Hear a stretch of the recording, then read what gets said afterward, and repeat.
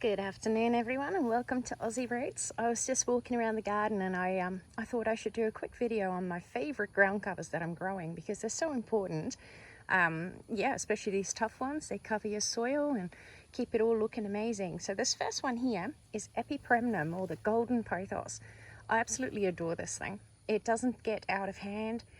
Super tough. It's in a shady position here. It only gets a tiny bit of afternoon sun, but it doesn't mind that either.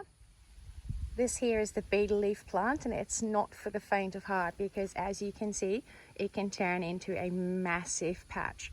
But it is useful. It's actually edible, super tough. It's actually really hard to kill, so do think about that. You do need a bit of space to grow this one, but can't really beat it in terms of covering your soil and how little you need to look after this as well. And look at that foliage. It is beautiful and shiny, and I quite like these little white flowers it gets as well. Just a really quick side note on the betel leaf. See how well it spreads. It doesn't even mind getting mowed or anything like that. You can see it has actually grown right through the lawn, quite far from where the main plant is over here. So if that's not something you're after, I recommend not growing one of these. But I mean, look at how stunning that looks. It's worth it, in my opinion. This is comfrey, incredibly useful for medicinal ointments and creams and that sort of thing. Fantastic for your soil, and it looks amazing. So it's probably a little bit taller than your standard ground covers, but because it's so tough and so useful, I think it should still be in this list. So this one is actually just about to finish flowering, but it actually looks quite nice with these beautiful purple flowers, very light purple. Comfrey is one of my all-time favorite plants. I think every garden needs a comfrey. So this is Kuthia. Absolutely love this plant. The flowers are absolutely amazing, and it is so tough. It doesn't miss a beat. Whether it's ridiculously wet or it's dry, it just performs and just keeps growing. And it's actually a little bit overgrown at the moment, and it just doesn't mind. I've actually got another one of these just along here. So there's some bromeliads. They actually make a really great ground cover as well. And then in between here, you can see some mondo grass.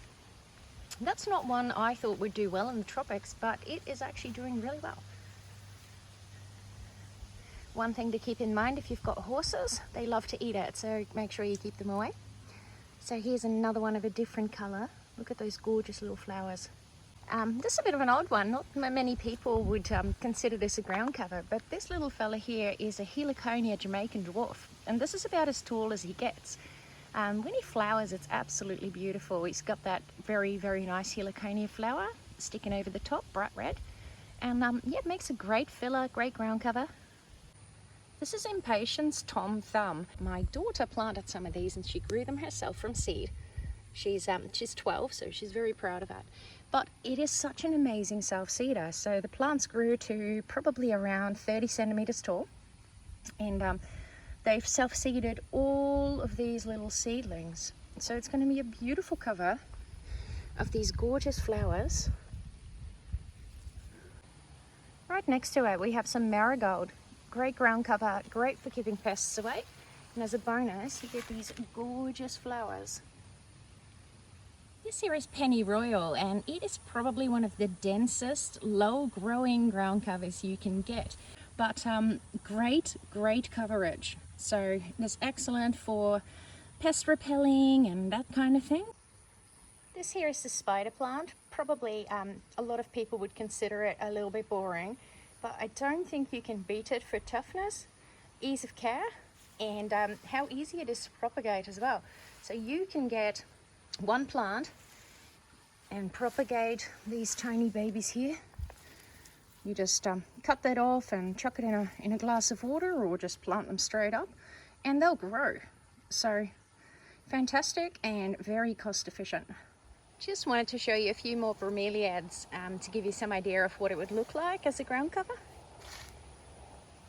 I really like them. You just have to be a bit careful when you're gardening because they do have those sharp edges on the leaves. So I often end up with a lot of cuts along my arms and hands if you're not wearing gloves that are high enough as well.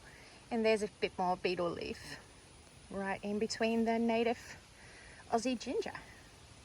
This is Brazilian spinach, which I love the dark green color it gives your garden. So it grows pretty much anywhere. I do find it prefers the shade. So if you've got a shady, wet spot where nothing else will grow, this thing will perform really, really well. And you can eat it as well. It's a little bit too kind of slimy for my taste. In this polystyrene box, we've got kang or water spinach, which is one of the few spinach alternatives that I actually like to eat. This plant tastes like spinach. It's mild. You can eat the smaller leaves raw and they're really good in a salad or anything like that. And you can cook the bigger leaves. It's looking a little bit worse for wear at the moment because insects love it as much as we do. But over here you can, it sort of gives you a bit of an idea of when they're happy.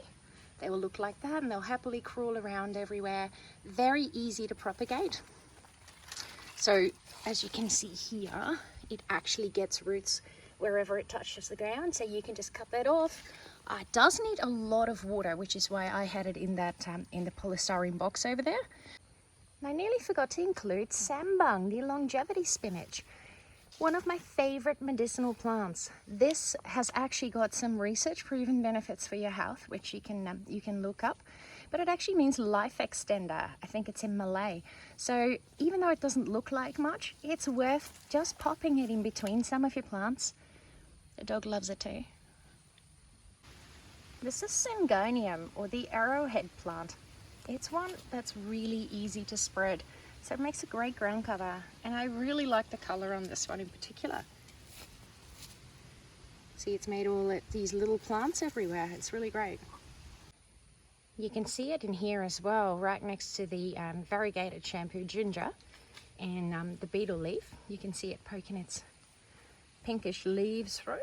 And finally, the pinto peanut. If you've seen any of my previous videos, you know how much I love this plant. It's amazing. It fixes nitrogen, it covers your soil, it keeps it looking so fantastic. Looks great with its little yellow flowers as well. Animals love to eat it, insects love it. It's fantastic for planting in between your fruit trees, covering your soil everywhere. Absolutely amazing plant. So highly recommend it for the tropics, easy to propagate. And I hope you've enjoyed this video on the amazing ground covers we can grow around here.